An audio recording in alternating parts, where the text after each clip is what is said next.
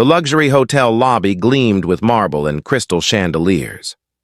Marcus Whitmore sat in a leather chair, reviewing contracts on his tablet. As CEO of Whitmore Industries, he had exactly 20 minutes before his next meeting, a potential merger worth hundreds of millions. He'd chosen this hotel lobby specifically because it was quiet, exclusive, controlled. A small voice interrupted his focus. "Excuse me, mister?" Marcus looked up to find a little girl standing before him. She couldn't have been more than 5 years old, wearing a red velvet dress with a matching bow in her blonde hair. She held an envelope in her small hands. "I'm busy," Marcus said curtly, returning to his tablet. "Please," the girl persisted. "Can you read this letter? It's very important." "Where are your parents?" Marcus asked, annoyed. "You shouldn't be bothering hotel guests." "My mommy is talking to the doctor over there." The girl pointed across the lobby where a woman was speaking urgently with a man in a white coat. "But I need you to read this now. Please." Something in her urgency made Marcus pause. Against his better judgment, he took the envelope. "Fine, what is this?" "It's my letter. Can you read it out loud?" "I can't read yet. I'm only 4. Marcus opened the envelope and pulled out a piece of paper covered in crayon drawings, butterflies, hearts, stick figures. At the top, in adult handwriting, were the words, "Emily's final wish list." Marcus felt something cold settle in his stomach.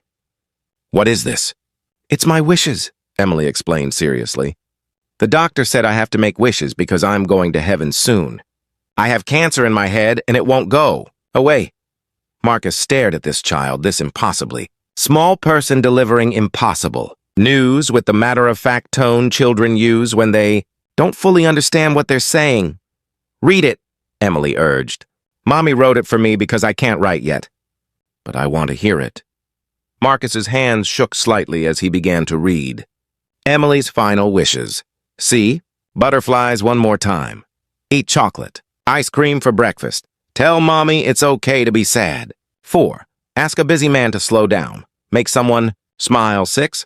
Be brave like Daddy was. Brave! Marcus stopped reading, his throat tight. "Why does it say like Daddy was brave?" "Daddy died when I was 2, Emily said. "He was a soldier. Mommy says he was very brave.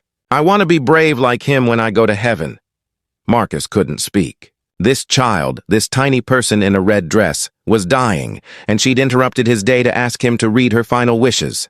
"Can you help me with number 4? Emily asked. "Ask a busy man to slow down." "That's you. You're very busy. I watched you for 10 minutes, and you never looked up from your tablet. Not even once." "I have important work," Marcus said, his voice unsteady. "More important than butterflies?" Emily asked with genuine curiosity. Yes, I'm closing a business deal. Will the business deal make you happy?" Marcus had no answer for that. "Mommy says Daddy used to be busy all the time, too," Emily continued. "Work, work, work. Then he went to the war and he didn't come back. Mommy wishes he'd been less busy before he left. She wishes they'd done more butterfly watching." Marcus felt tears threatening, something that hadn't happened in years. "What do you want me to do?"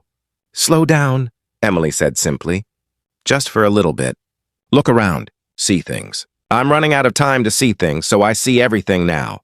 But you have lots of time and you're not looking at anything."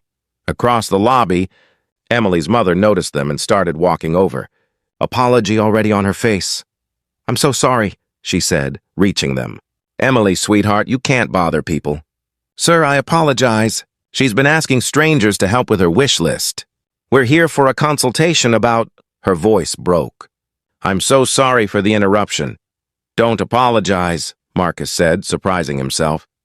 He looked at Emily. "You want to see butterflies?" Emily nodded eagerly. Marcus made a decision that would have shocked everyone who knew him. He closed his tablet, canceled his meeting with a quick text, and stood up.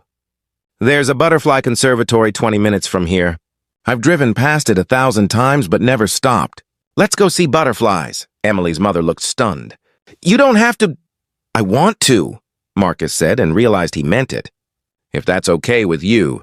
They went to the conservatory. Marcus, Emily, and her mother Sarah. Emily was enchanted. chasing butterflies with the energy of a healthy child, her terminal diagnosis invisible in those moments. Sarah explained that Emily had an inoperable brain tumor. They'd tried everything. Now they were making memories and completing Emily's wish list in whatever time remained. Why did she want to ask a busy man to slow down? Marcus asked. Her father, my husband, was always working, Sarah said quietly. Military career, very driven, always planning the next thing. He deployed when Emily was 18 months old. He died in action when she was 2. After he died, I found his journal. Every entry was about how he was going to slow down when he got back, spend time with family, appreciate moments. He ran out of time before he could do any of it, and Emily knows this. I told her that Daddy's only regret was being too busy, that he wished he'd slowed down. She's been worried about busy people ever since. She thinks they're all going to die before they realize they should have been paying attention. Marcus felt something break open inside him. She's not wrong. They spent 3 hours at the conservatory. Emily showed Marcus her favorite butterflies, explained why some were prettier than others, made him hold still so a butterfly would land on him. When one finally did, a blue morpho butterfly settling on his shoulder, Emily clapped with pure joy. You slowed down and the butterfly came, she said. That's how it works. You have to be still. On the drive back, Emily fell asleep in her car seat, exhausted but happy. Thank you, Sarah said. You didn't have to do this. You had a meeting. The meeting can wait, Marcus said. This couldn't. He asked if he could stay in touch, if he could help with the other wishes. Sarah, surprised and touched, agreed. Over the next 2 months, Marcus helped Emily complete her list. He arranged for her to have chocolate ice cream for breakfast at a fancy restaurant. The chef made it special. He was there when Emily told her mother, "It's okay to be sad," watching Sarah cry while holding her daughter. He saw Emily make strangers smile simply by offering them hand-drawn pictures. "Why are you doing this?" Sarah asked one day. "You're a CEO. You must have better things to do." "I don't," Marcus said honestly. "I spent 15 years building a company and ignoring everything else. My ex-wife left because I was never present. I have no children, few friends, a calendar full of meetings about things that don't actually matter. Emily asked me to slow down, and I realized I'd been running for years without knowing where I was going or why." Emily's condition worsened. One evening, Marcus visited her in the hospital. She was weak but still determined to complete number 6 on her list. Be brave like Daddy was brave. Are you scared? Marcus asked gently. A little, Emily admitted. But Mommy says being brave doesn't mean not being scared. It means doing hard things even when you're scared. Your daddy would be very proud of you. Do you think you'll be brave now? Emily asked. Will you keep being slow? I promise, Marcus said. You changed how I see everything. Emily smiled. Good, that was my secret wish, number 7. I wanted the busy man to stay slow forever.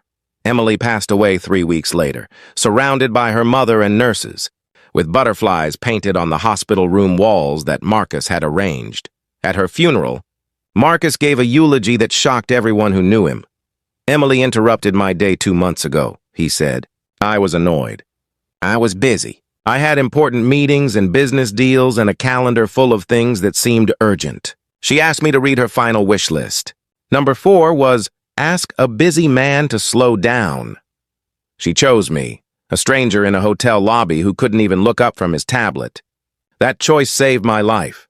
He explained how Emily had taught him that being present matters more than being productive, that butterflies and ice cream and hand-drawn pictures are more valuable than any business deal. That running out of time is only tragic if you never stop to see what you were running past. I can't get back the 15 years I spent rushing, Marcus said. But because of Emily, I won't waste the years I have left. She asked a busy man to slow down. I slowed down. And in slowing down, I finally started living. Marcus restructured his life completely. He stepped back from daily operations at his company, appointed a COO to handle routine matters. He established the Emily Foundation, supporting families of children with terminal illnesses. He volunteered at children's hospitals, reading to kids, sitting with families, being present. He stayed close to Sarah, helping her through grief, becoming the friend she needed. Eventually, carefully, it became something more. 2 people who'd loved and lost, finding unexpected hope in each other. Emily would be happy, Sarah said one evening 2 years after Emily's death. They were at the Butterfly Conservatory, the place where everything had changed. She asked me to slow down, Marcus said. I didn't know then that slowing down would lead me to you, to this. To actually being alive instead of just being busy. A blue morpho butterfly landed on his shoulder, the same type that had landed on him that first day with Emily. She's saying hello, Sarah said, tears in her eyes, and reminding me to stay slow, Marcus added. Years later, Marcus would tell Emily's story to business leaders, to CEOs drowning in meetings, to anyone who'd listen. He'd show them Emily's letter, now framed in his office, and explain how a 4-year-old's final wish had shattered his carefully constructed life and rebuilt it into something real. She was dying and she worried about me, Marcus would say, a busy stranger who couldn't look up from his tablet. She spent her precious remaining energy teaching me to slow down. That gift, that interruption, was the greatest thing that ever happened to me. It cost me nothing but attention. It gave me everything, because sometimes terminal diagnoses carry unexpected wisdom. Sometimes children see clearly what adults miss. And sometimes, the most important letter you'll ever read is written in crayon by someone who's running out of time and wants to make sure you don't waste yours. If this story moved you deeply, please share it and subscribe for more tales about what truly matters. Comment about someone who taught you to slow down. Those teachers change how we live.